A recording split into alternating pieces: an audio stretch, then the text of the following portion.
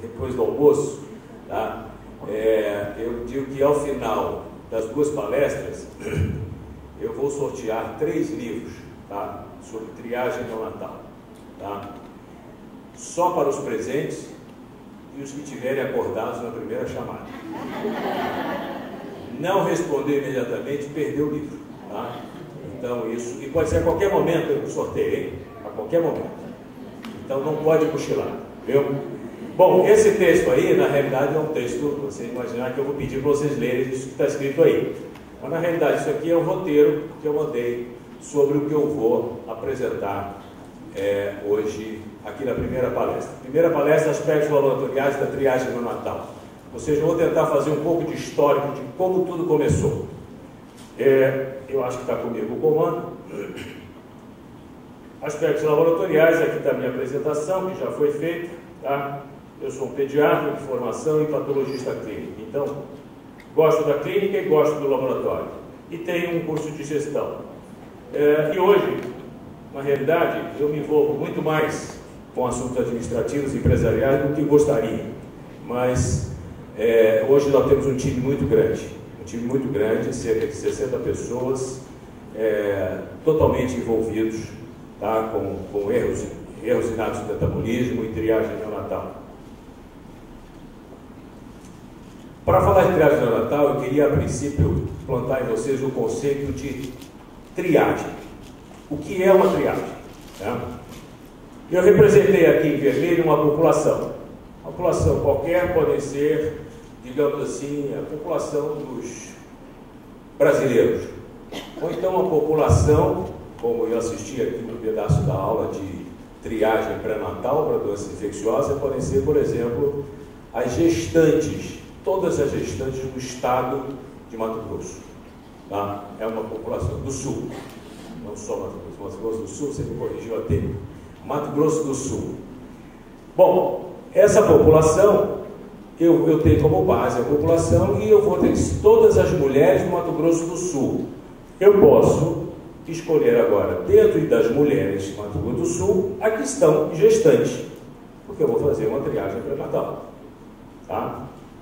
Vamos supor que eu esteja falando, por exemplo, de triagem para câncer de próstata. Existe um marcador laboratorial chamado PSA para câncer de próstata. Minha população em vermelho seriam homens. Todos os homens. Só homens têm próstata. E amarelo seria o quê? Todos os homens acima de 40 anos. Ou seja, mais ou menos quando começa o risco de que haja um tumor de próstata. Não adianta eu gastar dinheiro com um jovem de 30 anos, 25 anos, porque eu não vou achar tumor de próstata nele. Então vejam que como a triagem funciona, ou seja, a triagem serve para tudo. A triagem não é só triagem neonatal. Se eu estou falando agora de triagem neonatal e que a população em vermelho seja os brasileiros, em amarelo seria o quê? Todos os recém-nascidos. Minha população-alvo são todos os recém-nascidos.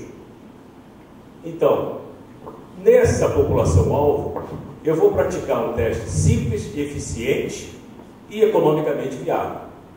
E robusto, tem que ser um teste robusto, teste que se reproduza.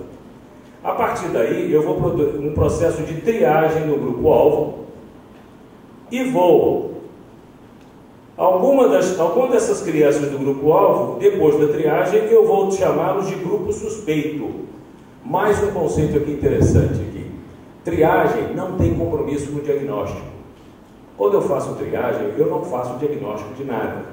Simplesmente eu digo aqueles que são insuspeitos dos suspeitos. Mais um exemplo, vamos voltar para o câncer de próstata. Quando eu acho um PSA alterado, eu não tenho nenhuma convicção e nenhuma capacidade de dizer esse indivíduo tem câncer de próstata. Simplesmente eu fiz um indicador, a partir daí eu vou submetê-lo a testes muito mais complexos, mais sofisticados, para poder fazer um diagnóstico. A coisa se aplica exatamente na triagem natal, exatamente assim. A partir desse grupo suspeito, eu vou aplicar testes adicionais para confirmação. Depois dos testes adicionais, história clínica, exames complementares, se forem necessários, e eu vou tomar 2 caminhos. Se eu não confirmar essa suspeição, eu vou devolvê-lo à população agora vermelha. Ele não volta para a população amarela, ele agora é um insuspeito, ele é um indivíduo que não se suspeita mais da doença que eu fui triado. Por exemplo, fenilcetonúria. Ou então, se ele for de suspeita e ele passar a confirmado a diagnóstico, eu vou encaminhá-lo para aconselhamento e tratamento.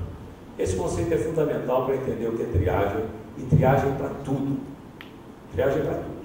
Eu posso pegar uma banquinha, sentar ali na perto da Lagoa do Amor, não é isso?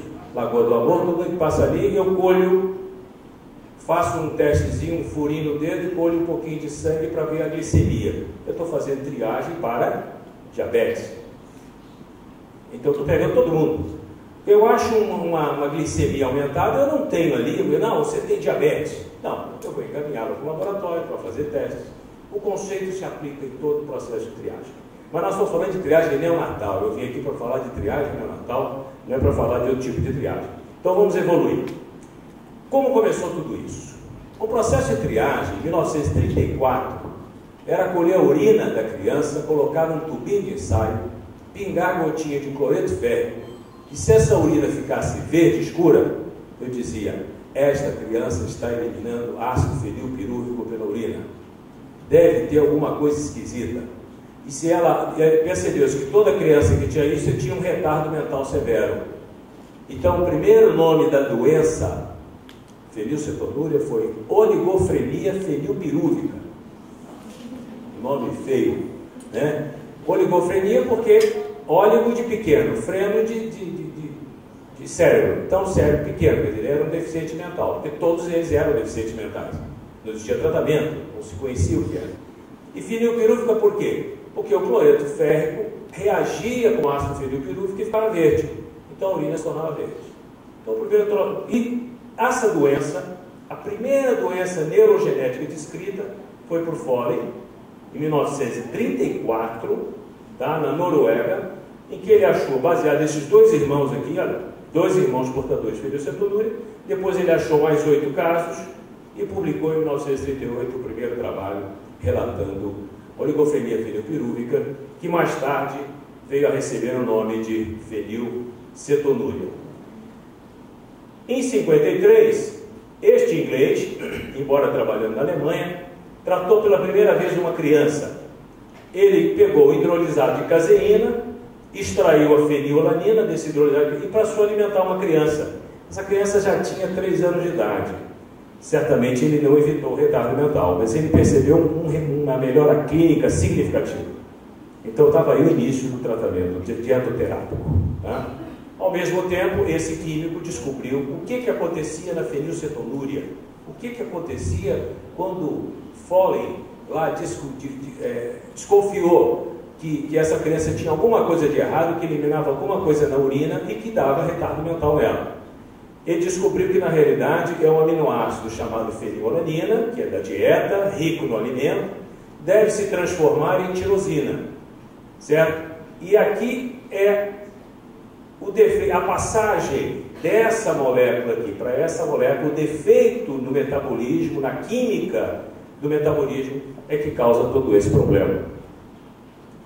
Aqui mais fácil, proteína da dieta, eu estou falando de leite, carne, ovos, leite materno, riquíssimo em fenilalanina, o colostro, o primeiro leitinho da mãe, riquíssimo em fenilalanina, tá? Ele entra pela dieta porque fenilalanina é essencial, nós precisamos de fenilalanina, nós não vivemos sem ela. Quando se trata uma criança com fenilcetonúria, tem que se dar fenilalanina em quantidade o suficiente para ela consumir, tá? O problema dela, o mal dela é o excesso. O que acontece?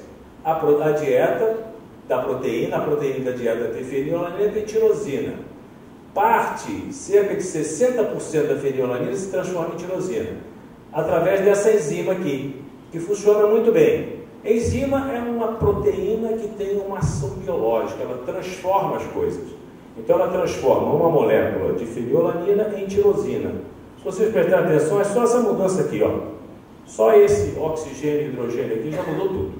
Mas é importante que haja esse passo aqui. Aí a tirosina vira proteína tecidual, melanina, tirosina, catecolaminas. Para quem lembra, isso aqui é um neurohormônio. então a falta dele também causa um prejuízo grande, e a fenilalanina vira proteína tecidual e segue o seu metabolismo.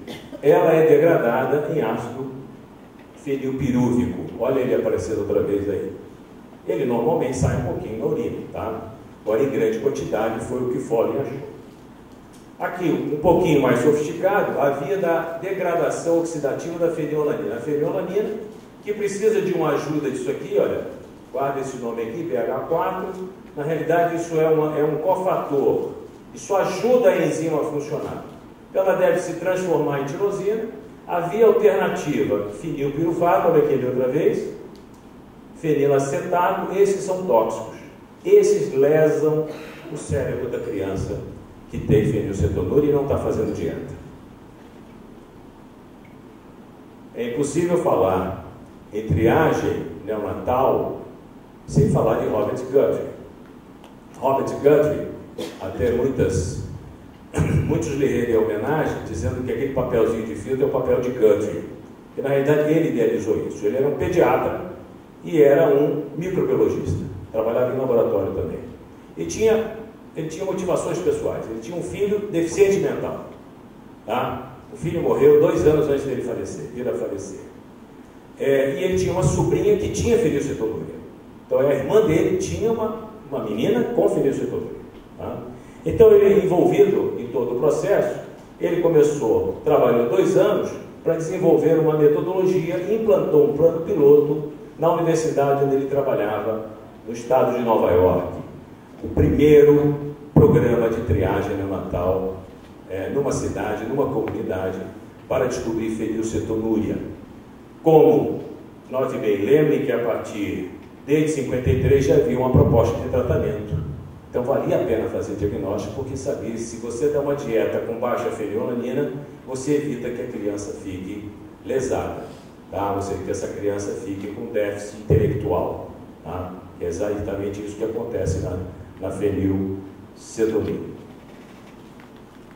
Usando seus conhecimentos de microbiologista e pediatra e possuidor de motivações pessoais, desenvolve o primeiro método de triagem precoce para um erro inato metabolítico. Usou o meio de cultura de agar, ele era microbiologista, suspensão de bactérias, esporos de bacilos subtis e disco de papel. Disco de papel, quem já trabalhou no laboratório sabe que para fazer antibiograma a gente usa disquinho de papel. Só que ele pensou no inverso, né? Ele usou o mesmo disquinho de papel, bebeu em sangue e botava aqui esse slide autoexplicativo. Ele usava a cultura, fez o meio de agação, usava a cultura. Usava um inibidor do crescimento dessas bactérias, só que a fenilalanina bloqueava a inibição. Então, quanto mais crescia a bactéria em volta do disquinho, que esse disquinho era com o sangue da criança, mais fenilalanina tinha. O padrão dele era 3 miligramas, tudo que era acima disso ele chamava de hiperfenilalanemia. Olha que nome feio. Hiperfenilalanemia. Fenilalanina aumentada no sangue. Exatamente isso quer dizer. Tá? Ou seja, essa hiperfenilalanemia não franqueava dizer que era PKU, que era fenilcetonúria, mas tinha fenilalanina aumentada. E a partir daí outros testes confirmatórios faziam isso. Então, esse é um teste simples. Logicamente, a única coisa que faz mal para isso, você imagina se esse disquinho tem antibiótico. Aí estragou todo o teste dele, né? Sempre vai ter assim, 0 no crescimento. E não é porque não tem fenilalanina, é porque o antibiótico matava o germe. Tá? Então, quando começou todo mundo a usar antibiótico preventivo nas crianças, na gestante, usava-se preventivamente, houve uma moda aí de usar preventivamente na gestante para evitar a infecção neonatal, a tal da ampicilina e gara, quer dizer, não nascia bacilo subtil de forma nenhuma. Então, acontecia o que a gente nunca pode esperar.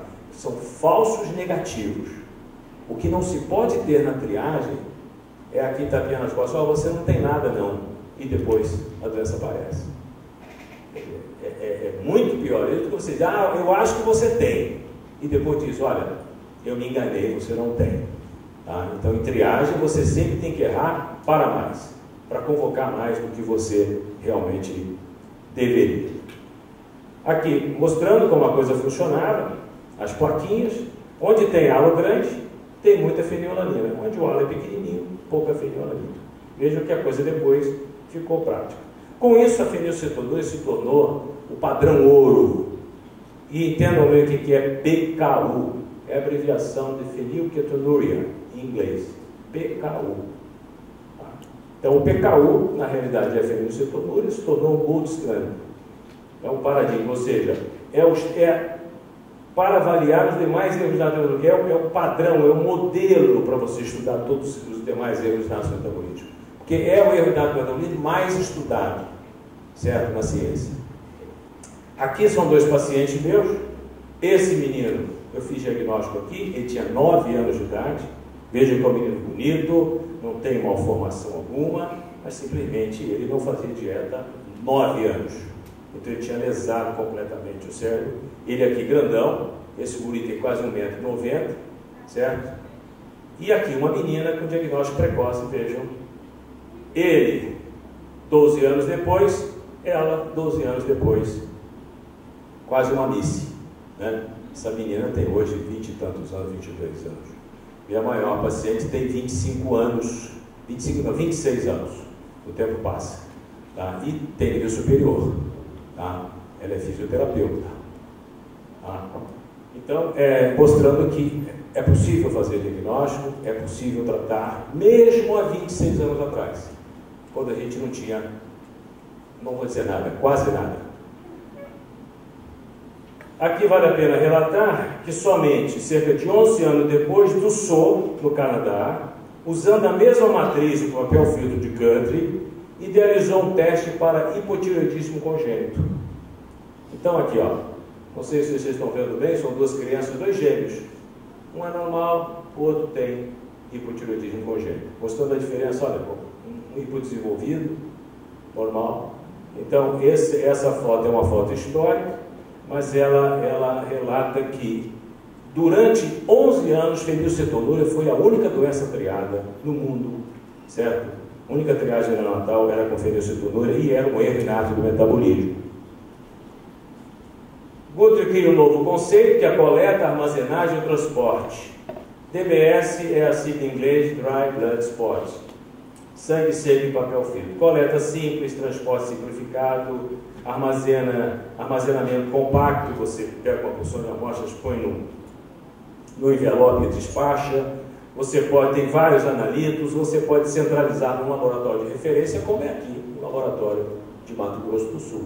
Né? Tem um laboratório que recebe em todos os lugares e processa. Isso só se dá porque a matriz é em papel seco e pode ser transportada de uma forma simples e econômica. Aqui mostrando que a tranquilidade de furar, mais um conceito do pediatra. O pediatra sempre furou o pezinho de criança, tá? Sempre botou para colher microtécnica ali. Então, na realidade, ele usou todos os conhecimentos dele, né? Então, mostrando que é uma área segura, furar o calcanhar. Esse gráfico, mesmo uma criança pequenininha, olha, com 2 quilos ou menos, ele tem uma distância cerca de 3 milímetros entre a pele e o calcanhar. Se você usar uma lanceta de 2 milímetros, você nunca vai atingir o osso do calcanhar e vai sempre obter sangue. Essa que é a técnica. Mostrando também que não existe inervação, nem nenhuma artéria importante passando nessas regiões do calcanhar. Por isso que a gente já funcionou milhões e não vê nenhum grande acidente de percurso quando obtém sangue aí. E nem precisa nenhum expert. Se eu tivesse que funcionar uma criança de 2 quilos ou 1,5 kg, eu preciso de uma enfermeira habilitadíssima, acostumada em UTI neonatal. Quer dizer, aí é um expert.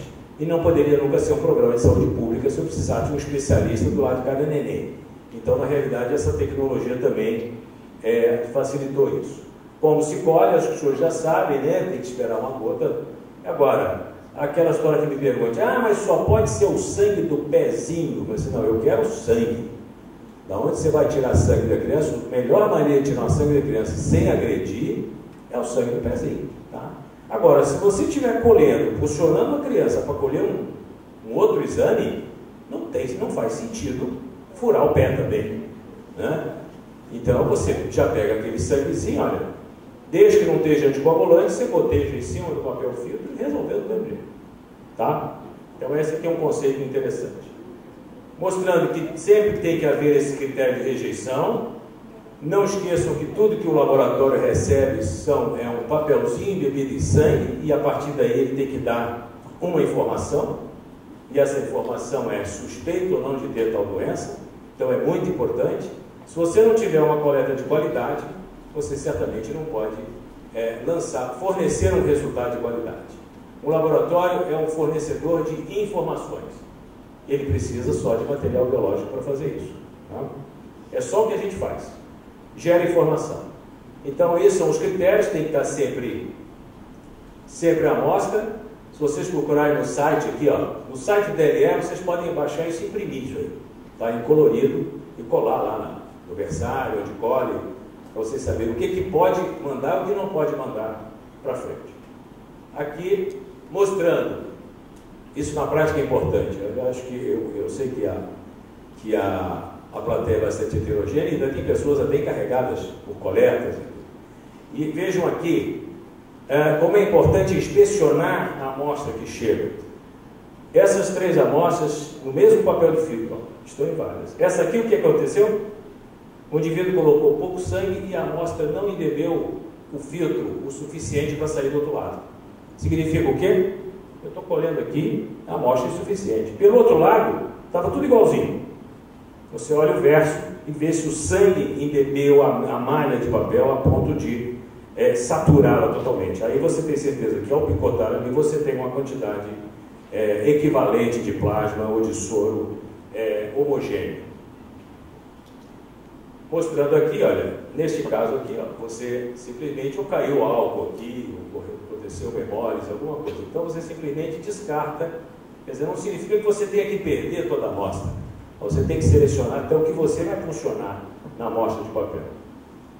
Aqui, mostrando isso aqui, olha, o indivíduo com sangue demais, aí você botar uma gota em cima da outra, ficou uma coisa, um plástico grosso. Não posso usar isso aí, porque se eu funcionar ali eu vou ter mais plasma do que eu preciso. Então eu vou dar uma reação adversa. Então eu só vou funcionar, só vou obter a amostra onde eu chamo de amostras válidas. Estão vendo o meu papel? Agora, tem criatividade, tá? Esse aqui deixou possivelmente cair ou em cima da água, do álcool, e aí deixou secar, botou no envelope e mandou para o laboratório. Como se ninguém fosse ver isso, né? Tem que estar lavado, e não tem na amostra aqui. Este aqui começou, esse aqui é típico, o indivíduo que fica com pena de furar, dá uma furadinha pequena, e aí está o avó do lado, ou a tia, e aí fica preocupado, eu não vou furar a segunda vez. Aí começa a ordenhar o calcanhar do neném, né? E começa a ver aquelas gotinhas fininhas, colocando uma em cima da outra. Faz isso aqui. Além de ser pouco, são gotas sobrepostas. Isto aqui não é confiável. Não façam teste em cima dessa amostra. Você não vai estar dando informação alguma. Uma falsa informação. Porque o resultado sempre sai da máquina. Sempre sai o resultado. Agora, a confiabilidade desse resultado. Este aqui, mal colhido, o indivíduo colheu um pouquinho. Esse aqui, em vez de amontoar, botou umas em cada. Esse aqui já resolveu fazer uma coisa mais bonita. Juntou tudo, vê se dava um efeito maior. Esse aqui, então, faltou papel, acreditem. Filtro Melita. Cortou um quadradinho de filtro Melita, colou sangue e mandou. Logicamente, não é. Aquele papel é um papel especial, tem uma espessura especial, tem uma fibra especial, a ponto de você converter cada centímetro ou cada milímetro cúbico daquilo em um equivalente a plasma ou soro. Então, se você está usando um papel diferente, você tem qualquer coisa ali que você não sabe. Então, só pode usar um papel especial que o laboratório fornece, mostrando que é extremamente robusto. Isso aqui, olha, é uma sala de coleta na Malásia, no meio da floresta, tá? Então, mostrando que triagem neonatal dá para fazer no mundo inteiro, tá? Então, uma sala bonitinha, com suporte, botou no horizontal, ou então pendura lá nos bambus, deixa secar, vai dar certo do mesmo jeito, tá? Mostrando que temperatura ambiente é considerada essa aqui, tá? De 22 a 27, e de 2 a 4 horas, não há, depois de 4 horas tem que estar totalmente seco. Jamais guardem, envelopem ou põem na geladeira uma amostra que não esteja totalmente seca. E a amostra seca é sangue assim, castanho, acastanhado. Isso é uma amostra seca. Botou no envelope, ela vai chegar no laboratório vermelhinha, rutilante. E não adianta botar lá para secar. Sabe por quê? Porque a hemácia parou ali, mas o plasma continua migrando no papel. Tem que estar tudo espalhado no papel. Aquela amostra é imprópria para análise. Mostrando que a técnica, ao chegar lá, é importante verificar, é importante ter um processo de identificação seguro. O envelope, nós usamos envelopes fechados, mas a maioria dos serviços não usa. Então a amostra está sempre envelopada. E quando o indivíduo mexer na amostra, ele está sempre enluvado. E olha aqui, olha, lembra que eu te falei para vocês aqueles critérios de rejeição? Não é adivinhar, não, tem que estar na frente de olhar toda hora, olha o filtro, olha lá, vê se parece, se estiver errado, não toca para frente. Então olha aqui, o técnico tem essa preocupação de olhar e olha lá os critérios de rejeição. Ele vai ter um picotador que orienta a punção e o processo é todo automático. Metodologia para triagem. Testes bioquímicos na urina, assim começou tudo, vocês lembram de Foley, depois métodos bacteriológicos, depois métodos antes dos folimétricos, dos enzimáticos. Nós tivemos as metodologias também analíticas, vamos dizer assim, primitivas, que eram as cromatografias em camada delgada, mas mostrando que também são testes robustos. Todo teste que é robusto, que ele é reprodutível, ele é um teste válido para uma triagem, tá? Dependendo do recurso financeiro que o serviço tem. Tá? Mostrando aqui, olha, fenilcetonúria, a fenilalanina é o segundo ali aqui, mostrando, tá vendo? Dá para ver que isso aqui são 2 padrões de fenilalanina, muito claro, né? Olha tudo aqui, o que está mais tingido? Isso aqui. Então isso já é suspeito de fenilalanina. Como a minha obrigação não é dizer isso aí é um PKU, isso aí não é um PKU, não, isso aí tem mais fenilalanina que as amostras outras do lado. É o mais que eu posso dizer disso aí. Então esse sujeito passou a ser suspeito. Modelo de triagem tradicional. Uma doença, um teste, um marcador, um nível de corte. Por exemplo, o PKU é a doença, florimetria é o método, podia ser outro, fenilalanina é o marcador e 4 miligramas é o ponto de corte. A partir disso, 4 e alguma coisa já é suspeito.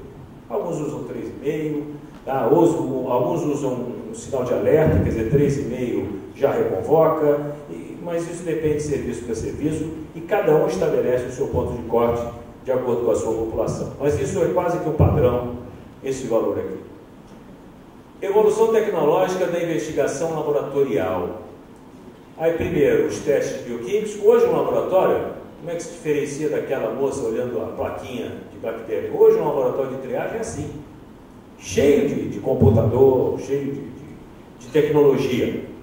Aqui nós temos, olha, bioquímicos, depois imunofluorimétricos, enzimáticos, cromatografias, espectrometrias de massa em tandem, gasometria, cromatografia gasosa acoplada à espectrometria de massa e diagnóstico molecular. A coisa está vindo nesse sentido. Espectro de massa, eu falo em medir a massa de uma molécula. Eu botei uma coisa absurda. Não existe molécula tão grande ou balança tão pequena que eu possa pegar e colocar uma molécula em cima de uma balança e pesá-la, né? Na realidade, o peso atômico, certo, é calculado somando-se todos os átomos de carbono, nitrogênio, hidrogênio e oxigênio que uma molécula de fenilalanina tem. Então, uma molécula de fenilalanina tem cerca de 165 Daltons, que é o peso molecular, tá? Mas como é que eu meço então? Se eu não posso pegar uma molécula sozinha e medir, como é que eu posso fazer isso? Eu uso o espectro de massas, tá? A espectrometria de massas, tá? Em tandem, porque na realidade é como se fosse um espectro de massas seguido de outro espectro de massas. Tandem significa um atrás do outro, palavra latina, tá? Um atrás do outro. Então, Graças a essa descoberta de 73, a espectrometria sequencial de duplo estágio permitiu o uso em medicina. O espectro de massa, a espectrometria de massa, tem mais de 100 anos. Tá? Foi Thomson, em 1910, mas esquece Thomson. Passou a ser uma realidade para a medicina, para a saúde, depois da descoberta da espectrometria sequencial de duplo estágio. Para simplificar, eu pego, imagina aquele confetezinho de 3 milímetros, eu eluí aquele confete, certo? Eu vou sair uma água meia avermelhada com a cor da hemoglobina. Aquilo é o que eu tenho. Eu tenho que transformar este líquido em gás. Eu tenho um aerosol, um ion spray. A partir do ion spray, eu vou fazer essas moléculas agora, que não estão mais em uma fase líquida, mas viraram gás, passar por dentro, digamos assim, de o que eles chamam de quadrupolo. São barras metálicas numa câmara de vácuo e fazem um campo eletromagnético e fazem com que as moléculas migrem ali por dentro. Tá? Só que pela eletrônica eu consigo separar todas as moléculas que eu quero que passem, certo? E as que eu quero que fiquem presas nas barrinhas. Porque eu só quero medir, por exemplo, fenilalanina. Então eu tenho que comandar isso aí, que só me interessa ver a massa das moléculas ou dos íons da fenilalanina. Isso é uma coisa mais ou menos assim, o quadrupolo. Eu vou fazer um spray e as moléculas, o que eu quero está em vermelho, o que eu não quero, eu comando uma massa e uma carga elétrica a ponto de segurar essa molécula ou esse íon, essa molécula ionizada ou esse íon, que é um pedaço de uma molécula ionizada, para não fazer com que ela passe através de todo o quadrupolo. O primeiro espectrômetro de massa foi em 2000, certo? O primeiro espectrômetro de massa usado em triagem neonatal no Brasil foi pelo laboratório DLE no ano de 2000. Então começamos junto com todo o mundo e hoje depois eu vou mostrar para vocês como é que está nos Estados Unidos o uso da espectrometria de massa e como é que nós estamos aqui, tá? Então a vantagem dele: analisa simultaneamente grupos de moléculas afins, tem uma alta sensibilidade, dá uma especificidade, detecta vários erros inatos de metabolismo, como aminoácido-patia, distúrbio do ciclo da ureia, defeitos da beta-oxidação e acidemias orgânicas ao mesmo tempo. Esta é a grande vantagem. Quando eu falava de fenilalanina, você vai dosar a fenilalanina. Se eu quiser dosar a tirosina, eu tenho que fazer uma outra reação para dosar a tirosina. Se eu quiser dosar a leucina, da leucinose, que tem kit para leucinose, eu tenho que fazer uma dosagem para a leucinose. Aqui eu estou fazendo tudo ao mesmo tempo. Eu não estou vendo fotografias, eu estou vendo um filme. Eu estou vendo vários aminoácidos e várias acilcarnitinas ao mesmo tempo. Essa é a grande vantagem. Como a coisa funciona? Vamos ver se funciona o filmezinho. Eu não tenho aqui como tocar no meio. Eu vou simular aqui o que acontece dentro de um espectro de massa. Não, tem que voltar. Tem que acionar o filme.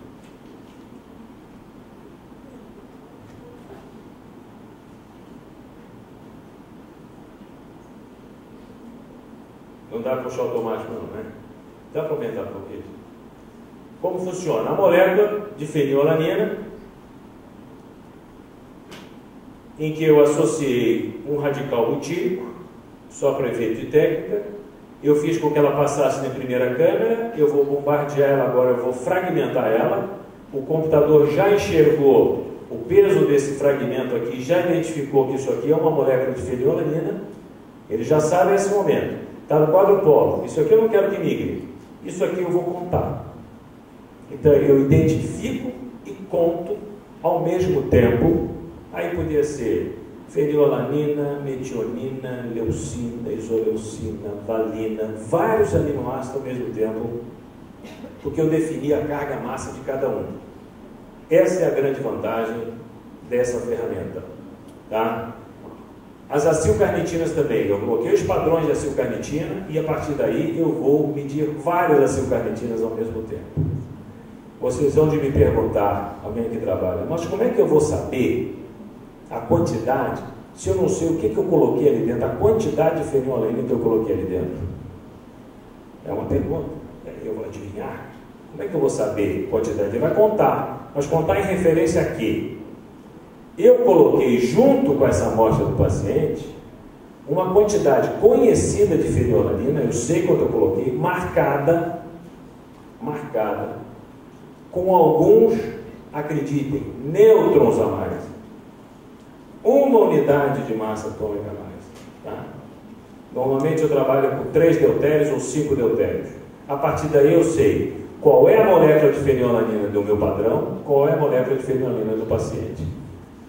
Vejam o que eu estou falando. Eu estou falando de uma sensibilidade, sensibilidade de 3 nêutrons, de 3 unidades de massa.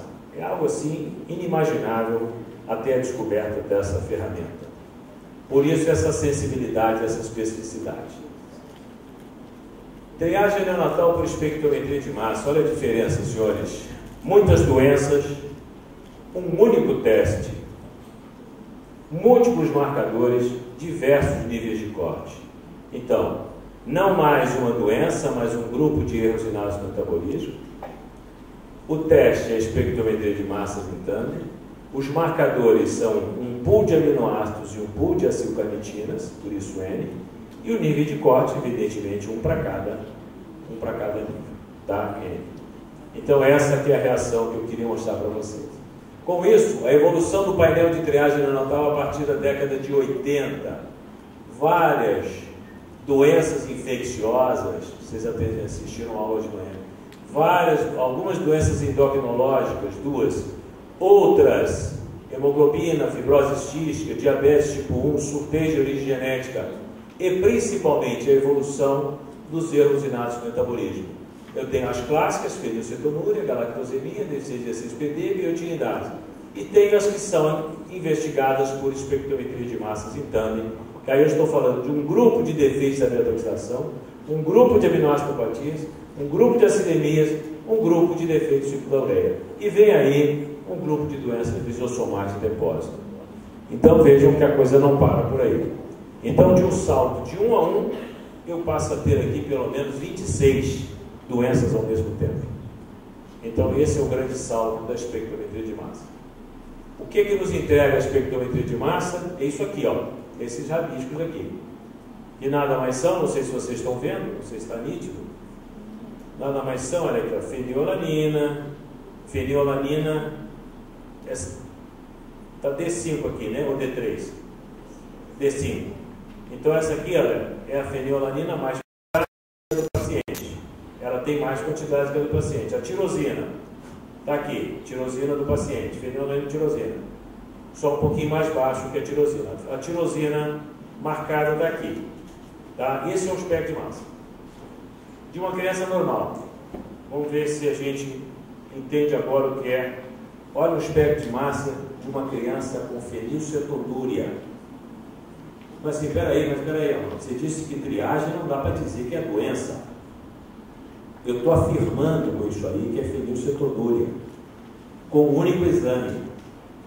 Por quê? Eu não estou vendo só a fenilalanina. Eu estou vendo a fenilalanina alta e a tirosina baixa. No início da aula eu falei que o defeito na fenilcetonúria é a transformação de fenilalanina em tirosina. Então, não só tenho um acúmulo de fenilalanina, como eu tenho uma tirosina baixíssima. Então, eu posso supor que a barreira está na transformação de fenilalanina para tirosina, porque ela está mamando leite materno. Leite materno é um alimento equilibrado. Não tem mais fenilalanina que tirosina. Então, a comparação dele é com qualquer outro recém-nascido. Então, com isso aqui, vejam a diferença. E além do mais, eu tenho que ter uma relação entre fenilalanina e tirosina que é em torno de 2. Ou seja, a quantidade de molécula de fenilalanina dividida pela quantidade de molécula de tirosina tem que dar em torno de 2. Comparem aqui os métodos. Não é crueldade não, viu? o método Guthrie, que foi uma contribuição para a ciência fantástica, e a espectrometria de massa. O Guthrie dava um ciclo, me permitia dizer, tem aumento de fenilalanina semi-quantitativo, tinha que esperar de 5 a 7 dias ingerir bastante alimento para a fenilalanina aumentar, e não era incompatível com antibióticos. Aqui, eu já posso, desde o primeiro dia de vida, compatível com antibiótico e baixa taxa de reconvocação.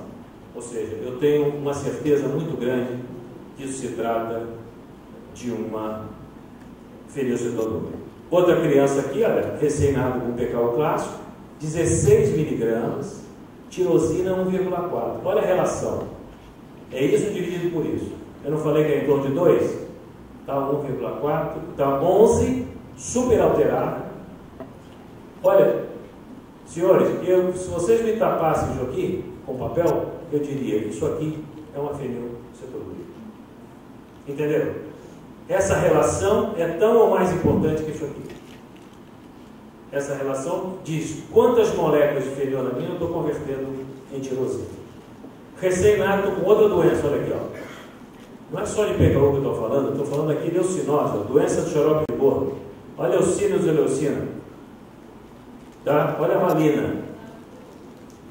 Isso é doença do xarope de bolo. Também feito ao mesmo tempo pela espectrometria de massa. Olha aqui. Aqui vocês já são professores, olha aqui, ó. Olha a relação tirosina-fenilalanina, está normal? Olha o nível de fenilalanina. Está que é 12. Que esquisito. Se eu estivesse dosando só a fenilalanina, eu ia chamar essa criança? Lógico. 12 de fenilalanina é muito alto. Pode chamar que isso deve ser uma fenilcetonúria. Na realidade, quando eu olho todo o filme, eu vejo que a tirosina também está aumentada. Então isso é qualquer coisa menos fenilcetonúria. Tá? Na realidade, é um quadro hepático por galactosemia, em que o fígado está mal, então todas as enzimas estão mal. Então aumentou a fenilalanina, aumentou a tirosina também, tanto que a relação está normal. Tirosinemia tipo 1, isso é muito grave, isso mata. Tirosina muito aumentada, fenilalanina baixa, metionina, isso é um marcador de sofrimento hepático, metionina aumentada, tirosina. Método enzimático, 6,5. Método massa-massa, 2. Todos no limite. Aqui, aumento da tirosina e metionina. Succinilacetona, isso é a substância tóxica que mata. Na fenilalanina, a substância tóxica lesa o cérebro. Aqui, a succinilacetona aumentada leva a óbito. Um novo grupo de doenças que só é permitido diagnosticar com espectrometria de massas são os defeitos da beta-oxidação de ácidos graxos.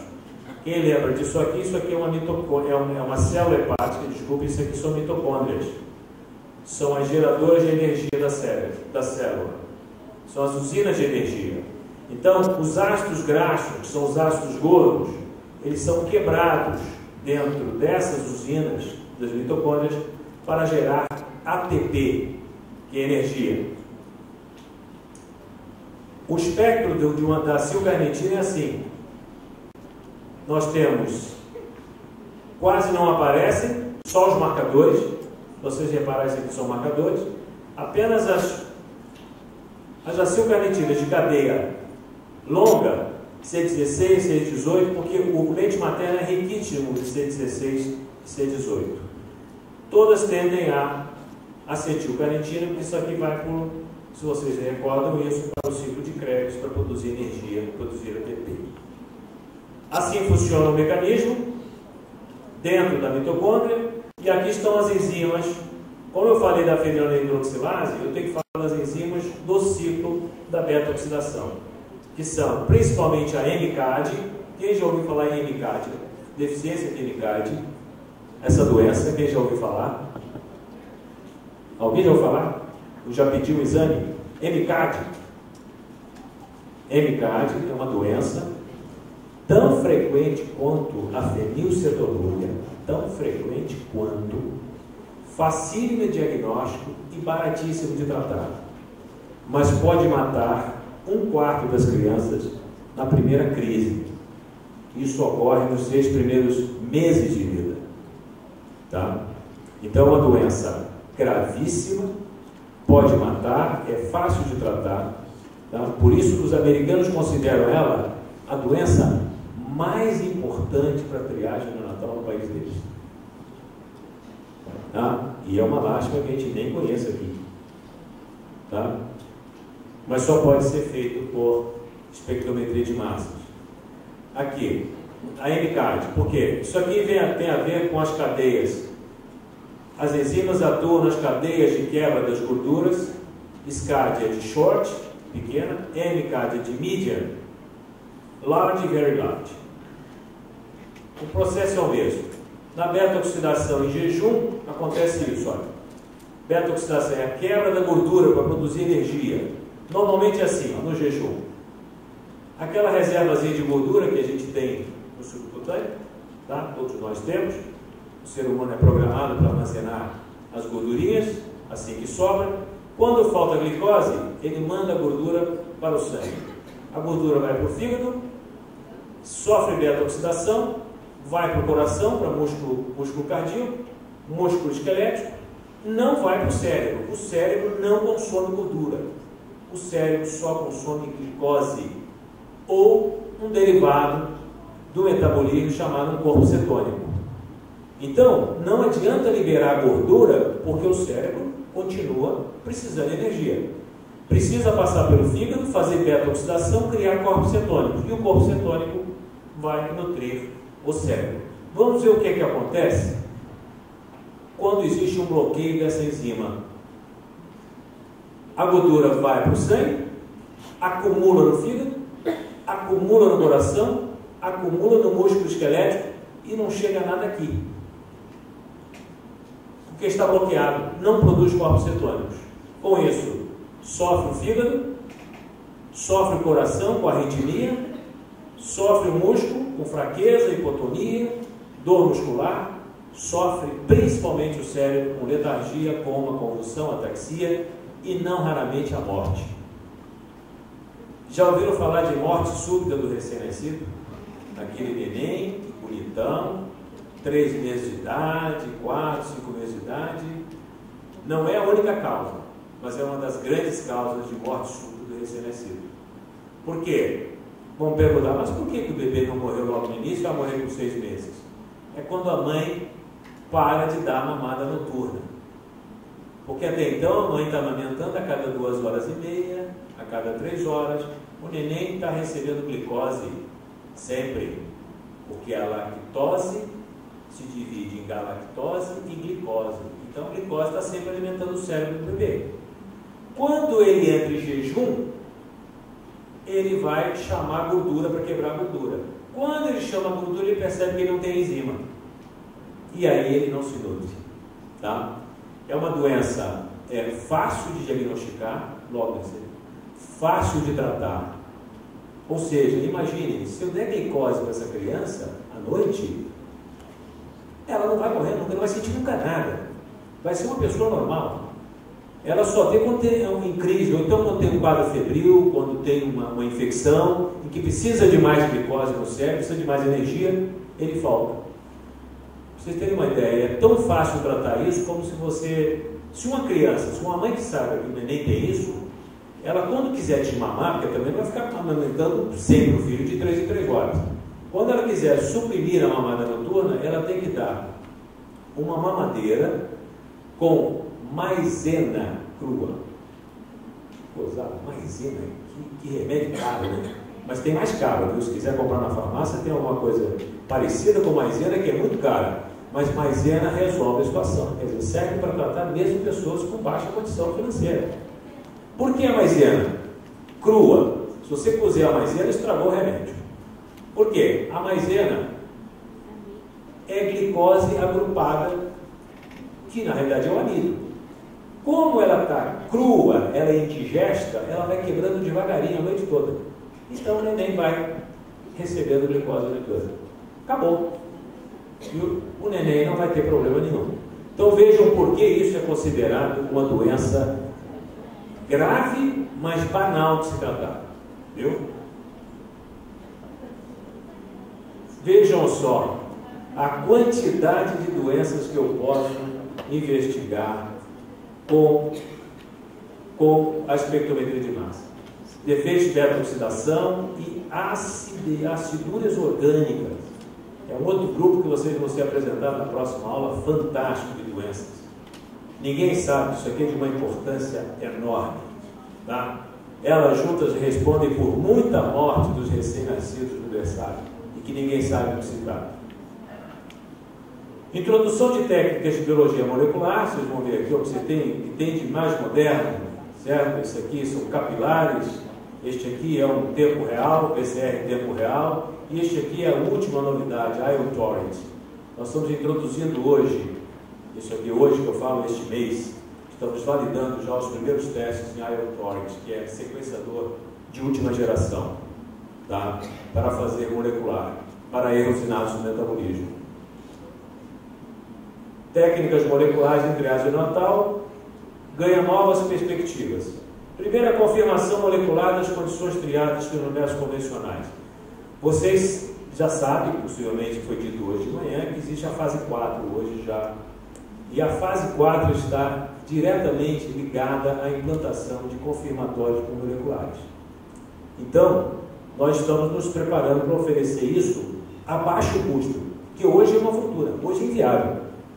Hoje você pede fazer um sequenciamento de uma fenilalanina, é R$2.500, um gene. Então, na realidade, hoje a metodologia é muito cara, capilar. E não é porque ninguém está explorando, é extremamente cara mesmo. Então, a ideia é tentar minimizar os custos disso. E as novas condições triadas, surdez genética e a SCID, que é a imunodeficiência combinada grave.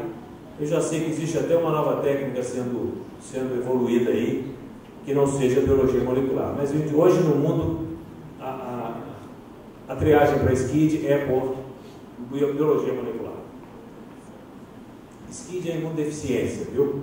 Lembra do bebê da bolha? Aquele menino que durou até 12 anos, aquilo é SCID. Tá? É uma condição gravíssima. Gravíssima. Você tem que diagnosticar aquilo quando bebê, na triagem neonatal, no teste do pezinho, já é possível. Nos Estados Unidos já tem vários programas fazendo isso. E você simplesmente faz um transplante de medula nessa criança até 6 meses. Acabou. Vai ser um indivíduo tão normal quanto qualquer um de nós. Tá? Os testes expandidos, nós temos os testes convencionais e nós temos os testes por espectrometria de massa. Olha quantos, nós estamos falando de cerca de 50 doenças diagnosticadas pela triagem neonatal expandida. Nós temos aqui, o objetivo da triagem neonatal é modificar a história natural de doenças progressivamente devastantes e potencialmente tratáveis, nas quais o sucesso do tratamento depende do seu início na fase pré-clínica. Essas duas crianças têm a mesma doença. São 2 irmãos. Ambos têm fenilcetonúria. Dá para perceber nitidamente a diferença, né? Quem teve a triagem precoce e quem teve a triagem tardia. E olha que esta foto tem 30 anos. Quer dizer, 30 anos nessa foto. Essa menina já deve ter filhos, né? E é outro problema mais tarde, nós vamos saber depois, o cuidado para evitar o PK1 materno, né? Porque ela tem fenilcetonúria, ela não está curada, ela só não tem déficit intelectual, mas ela tem fenilcetonúria, é uma doença genética. Então não existe engenharia genética para curar a fenilcetonúria. Triagem neonatal na atualidade. Triagem mais precoce, mais doenças pesquisadas na mesma amostra, menos reconvocação desnecessária e aumento da relação custo-benefício. Enfim, a triagem, o que interessa é isso, né? Achar no meio de todos que se parecem quem interessa. Assim, todos nascem bonitões assim, tá? Se nascesse com algum problema, a triagem está feita, né?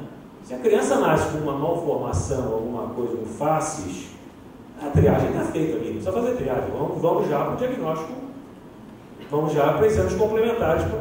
Então, triagem vale por isso, porque todas elas Todas elas são assim. Então, oportunidade única de identificar e reverter uma condição biológica desfavorável ao ser humano. Triagem neonatal com medicina preventiva. Compreende educação continuada, amostras adequadas, esse conceito eu quero deixar com vocês. O mais importante é a amostra. Se chegou uma amostra errada, daí para frente vai tudo errado. Tá? E não caia na tentação, vou tentar fazer o exame aqui. Tá? Tem uma historinha que eu vou contar. Há 15 anos atrás, chegava a amostra inadequada, nós sabemos, nós somos laboratórios que recebem de outros serviços e tal. Nós devolvíamos a amostra inadequada, mandava o envelope de volta e devolvia. Até que a gente percebeu que demorava 2, 3 dias, o mesmo envelope voltava com a mesma amostra. Ou seja, aquele indivíduo mandava para um terceiro, certo? Porque o TLR recusou, então ele mandava para outro. Só que esse outro mandava para a gente também. Então a amostra ficava voltando. Hoje a gente retém a amostra, escaneia e manda a foto. A amostra está retida, está inadequada, mande nova amostra. Porque nesse tempo, ele está perdendo um tempo precioso. Se essa criança tiver uma doença, eu estou perdendo um tempo precioso. Principalmente se for um hipotireoidismo. Hipotireoidismo, com 30 dias, essa criança está lesada. Tá? Então eu preciso ganhar tempo. Outra condição, muito obrigado pela atenção, certo? Nesse primeiro capítulo, né? O outro capítulo começa em seguida. Esse é o livro que eu vou sortear a qualquer momento para quem tiver vontade. Tá bom? Hã? Ah, é? Olha só, ela quer uma surpresa. De 1 a 150, eu vou falar 99.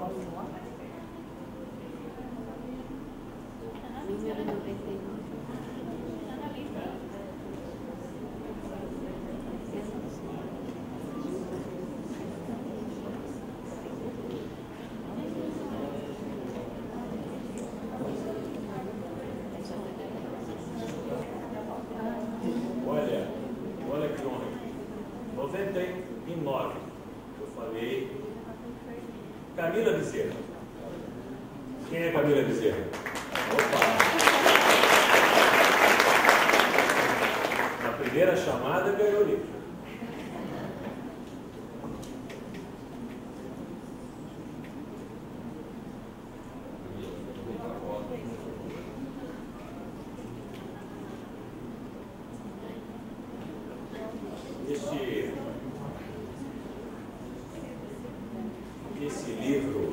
Esse livro é o único livro escrito em português sobre triagem neonatal, conduta em triagem neonatal. Eu, na realidade, quando eu escrevi, eu não tinha.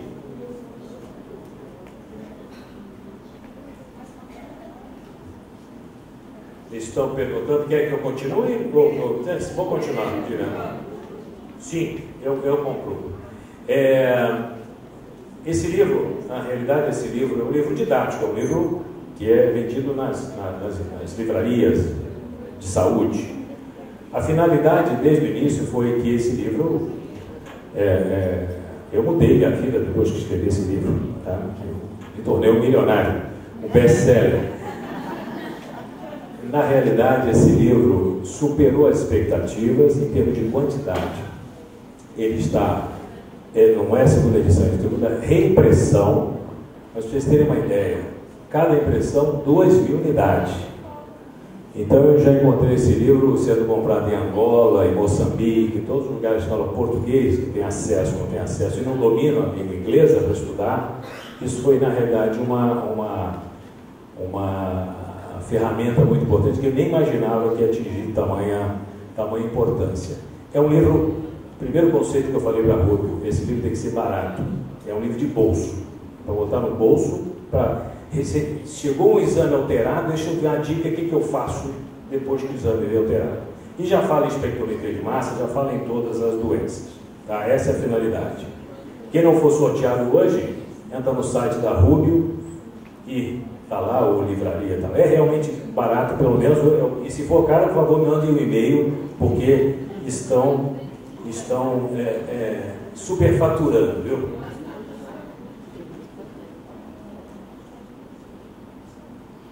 você que são os contatos, que eu falei e-mail, né? E-mail está aí, afonseca@dle. Esse é o telefone também, tira dúvidas, que é uma ligação local, tá? Todo o território brasileiro. E nós estamos no Rio e São Paulo. O laboratório de elétrica no Rio e São Paulo.